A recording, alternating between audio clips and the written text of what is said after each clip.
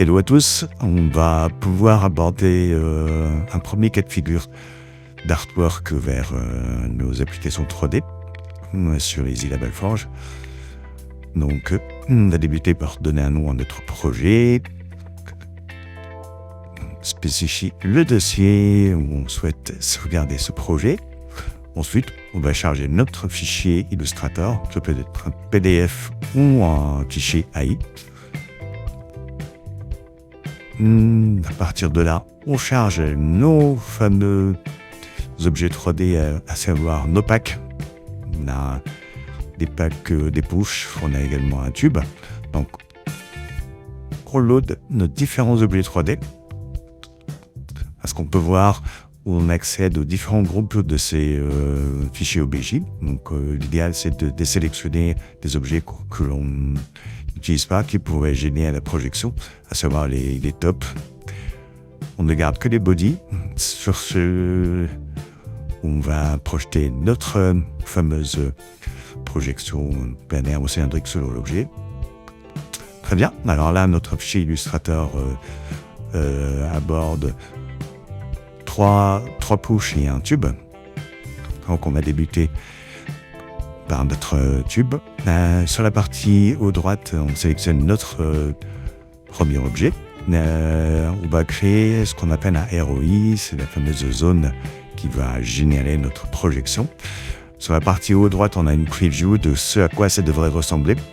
Donc on prend ce qu'on appelle la bounding box de notre objet pour que notre projection puisse se caler exactement sur le shape de celui-ci, de ce tube. À partir de là, on va sélectionner notre première couche, donc les éléments, les textes, créer notre premier groupe. Sur la droite, on aperçoit la première preview de ce groupe. On peut s'assurer que tout est OK, que nos éléments sont bien intégrés à cette première couche, le groupe ou couche de layer. Ça peut porter plusieurs noms. On a des petits outils qui permettent de plus facilement créer des shapes. Donc les fameux guides comme sur Photoshop qui vont nous permettre de snapper nos sélections directement dessus. Pratique. Alors, en l'occurrence, pour notre image, on va pouvoir utiliser l'outil Ellipse pour créer un masque qui va intégrer notre illustration. Voilà, on intègre un groupe. Pareil, elle apparaît sur la droite. Donc cette sélection est OK. Donc dès que notre premier exercice est fait sur le tube, quoique là on va terminer sur cette petite sélection rectangulaire qui correspond à une méta. Pareil, on essaye de la sélectionner de manière précise. Et voilà, elle est créée. On a nos fameux 3 groupes de calques. On peut passer à la suite avec maintenant le fameux push. On peut le renommer, comme on en a plusieurs, on va les renommer pour chacun. Donc le premier apportera le nom de Raspberry, comme ça on s'assure d'avoir 3 noms différents qui seront plus faciles à retrouver même sur notre application 3D. On récupère les guides là pour nous faciliter le travail sur la création de notre ROI. Pareil, ça permettra de snapper notre ROI plus facilement et d'avoir quelque chose de précis. Voilà, parfait. Donc ça correspondra bien à notre projection. Ensuite, comme pour le tube, on sélectionne les éléments qui vont faire partie de nos différents groupes. De préférence, garder les mêmes noms. Ça permet d'automatiser des choses après coup. Donc, le groupe texte, autant le garder sur les mêmes noms. Ainsi, on gagnera énormément de temps sur les objets qui ont la même base, ou du moins les mêmes groupes ou layers. Pareil, on fait la même avec notre illustration. On intègre un autre ellipse, beaucoup plus précis grâce à nos guides. Alors, sur la nouvelle version de EasyLabel Forge, on a intégré la possibilité de déformer cette ellipse de manière plus pratique. Donc, les petits points nous permettent de déplacer et de s'adapter de manière plus précise aux formes ou aux illustrations, on a un plan. Ensuite, donc voilà, t'oublies.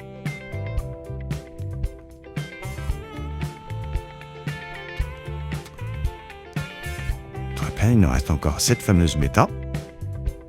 Pareil, deux types dans rectangle. On crée notre rectangle. Même, parfait. On crée notre groupe. L'avantage des outils, c'est qu'ils peuvent soustraire au moyen des touches CTRL, SHIFT. Bon, on peut faire des soustractions, des booléens de formes. Ça peut être utile dans certains cas de figure. Pareil, c'est des outils que l'on peut découvrir au fur et à mesure. Voilà, donc là, on crée notre dernier groupe méta pour notre push.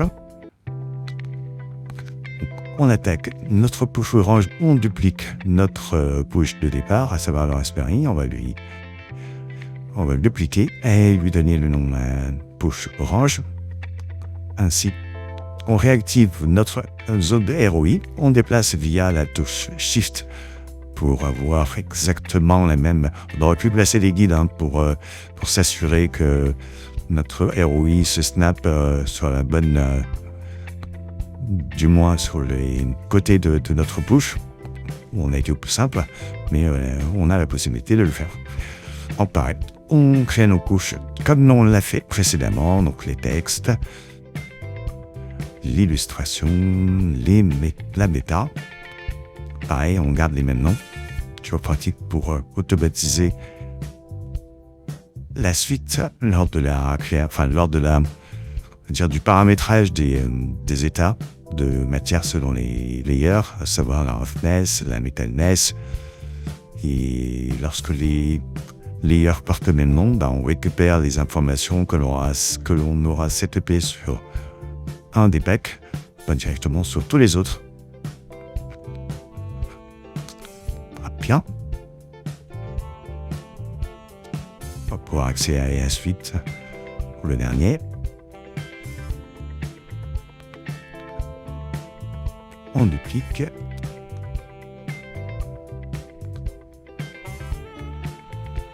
Donc sur Target 3D Products, il faudra s'assurer que l'on a bien 3 objets plus le tube, enfin du moins 3 push et un tube, à savoir 4 objets.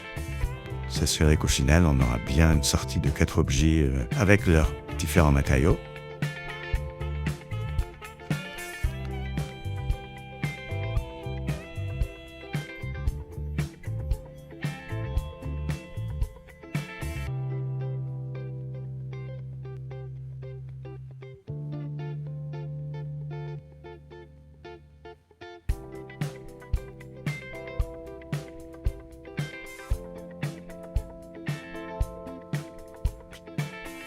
Encore une fois, ces fameux guides plutôt très pratiques permettent de snapper tous les outils mis à disposition. Parfait. Donc là, on a bien tous nos éléments qui correspondent à notre scène. On va pouvoir basculer à l'onglet suivant, à savoir le preview de la projection. Parce que selon les objets, une projection cylindrique peut être plus appropriée, du moins pour nos push, alors que pour le tube, une projection planaire fera le travail. Donc là, on est bon, on s'assure qu'on est OK, et on passe à l'onglet suivant, le Shader Studio.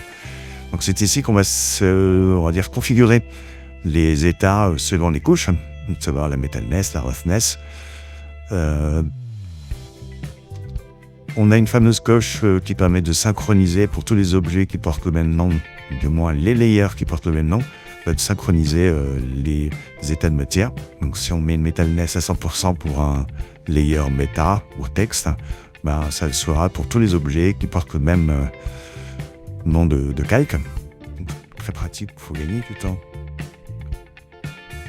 On a pour le tube, on s'assure que ça correspond. Alors ça ne se veut pas photoréaliste pour le moment, ce genre de réglage. Ça nous permet juste de gagner du temps pour que dans notre application 3D, on puisse aller dans le détail ensuite. Donc c'est là pour vraiment déblayer et faire gagner du temps plus que d'aller dans le détail des matériaux.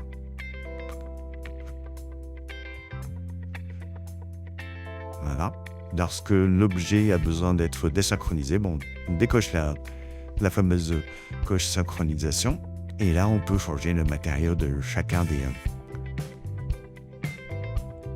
des produits.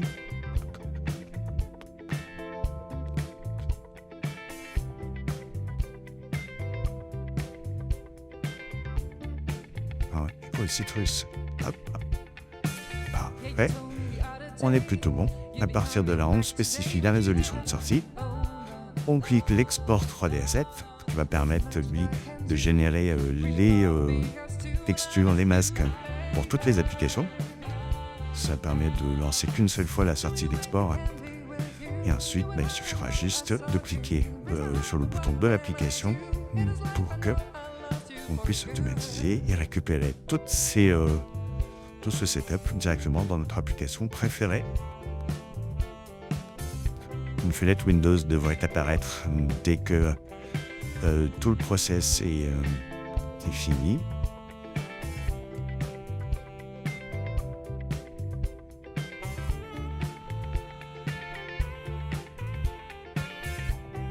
Très bien, donc on peut effectivement s'assurer que tous nos objets sont bien présents pour chacun, un setupage avec les masques et les base colors, tout est bien là.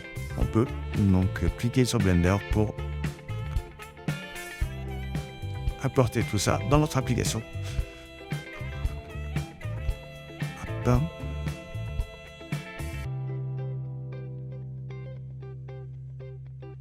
Parfait, on peut checker directement dans notre onglet de shading et là, tout est bien intégré, tout est bien apporté avec les différents matériaux, différents états. Donc à savoir les rectangles de méta prennent bien un matériau métallique. Et pour le reste, on est bien sur des choses plastiques brillants. Tout est parfait.